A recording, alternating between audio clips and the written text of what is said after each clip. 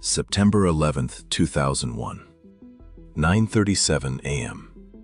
A plane hits the Pentagon. At 9:42 a.m., Dick Cheney, the Vice President of the United States, is taken by the arm and moved downward. Not to a secure room above ground, downward, to a place that does not appear on any public map of Washington. At the same time, members of Congress are evacuated. Not to their offices, not to a hotel, to classified locations, whose names and coordinates were never disclosed to the American public. For the next 48 hours, the United States government operated from underground. Most Americans still don't know where they went. And almost nobody asks the question that matters most. Who decided who got to go? Someone made a list of who matters, a list of who survives. Your name is almost certainly not on it. This is not a theory. The documents are public. The contracts are verifiable. In the next 11 minutes, I am going to show you three things. First, what is hidden inside a mountain in Virginia, an entire city, underground, operational since 1959, that most Americans have never heard of. Second, what actually happened on September 11th? Not the version you know, the version that was never announced, the hours when the U.S. was governed from a bunker.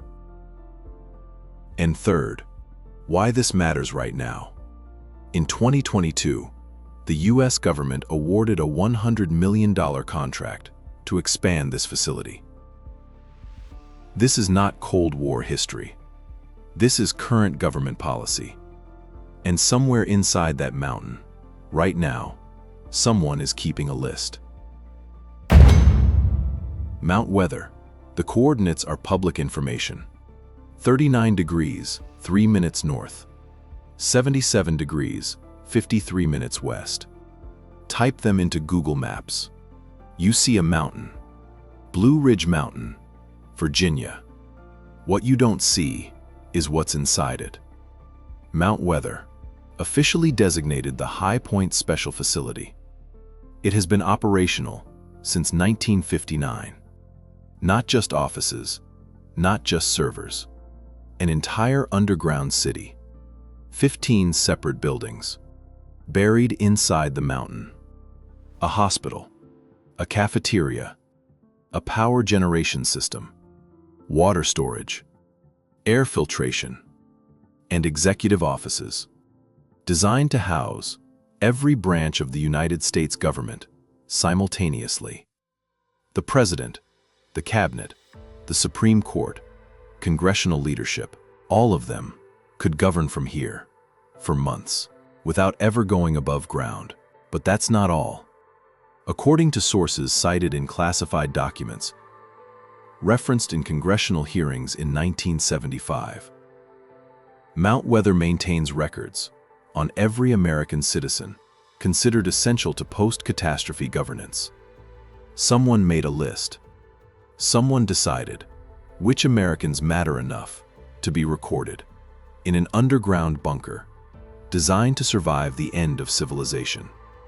You were almost certainly not on it. September 11th, the shadow government activates. Harder pace, present tense narration of 9/11 events. Each activation step is a beat. At 9:42 a.m. on September 11th, the FAA ordered all civilian aircraft grounded, every plane in American airspace, except one fleet. A series of military aircraft was taking off. The continuity of government program activated automatically. This is the protocol that has been wargamed for 50 years. Dick Cheney was moved to the PEOC, the Presidential Emergency Operations Center, a hardened bunker beneath the east wing of the White House. From there, he was connected to Raven Rock Mountain Complex, SIDAR, the Pentagon's underground backup facility in southern Pennsylvania. Congressional leaders were flown to undisclosed locations, and then the designated survivor protocol activated. Slow this section down. The TV versus real contrast must land. You may know this phrase from the television show. In the show, one cabinet member is kept away from official events so that someone can inherit the presidency if everyone else dies. That is the simplified version. In the real protocol, multiple people are placed in the line of succession simultaneously. Separated, hidden, protected. Each one capable of legally governing the country. Each one in a different location. None of them knowing where the others are. On September 11th, that protocol was real. Not a simulation, not a test. For several hours, the official line of presidential succession was being protected in underground facilities across the eastern United States. The country was being governed from bunkers. And nobody announced it. Still growing, the government that expands underground.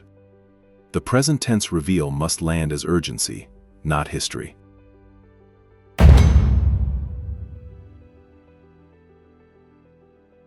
In 2022, the Department of Defense awarded a contract to Grunley Construction. Value, approximately $100 million. For expansion and modernization of a facility in the Blue Ridge Mountains of Virginia. The contract is a public record. Mount Weather is being expanded. In 2026, this facility is not a Cold War relic. It is not a museum.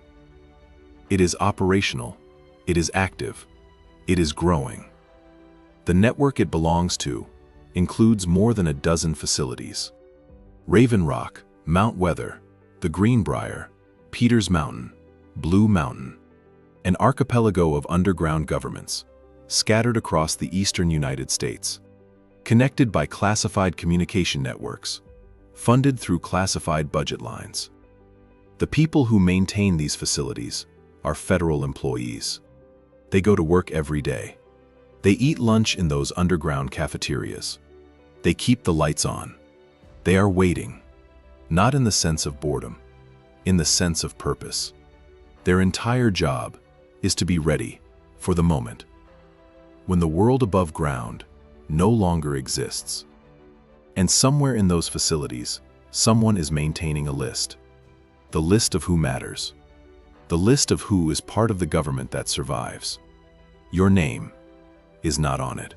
On September 11th, the United States government faced something it had prepared for decades. And the preparation worked. The continuity protocols activated. The chain of command held. That is the part they can tell you. The part they don't discuss is the democratic question underneath all of it. A government that survives underground is still a government. It still has power. It still makes decisions. But it was not elected to govern from a bunker. It was not given authority by the people to decide who makes it onto the list. The Constitution doesn't have an underground edition. So when the world above burns and the people inside the mountain begin to make decisions about what comes next, by what authority do they speak? And who told the rest of us to wait outside?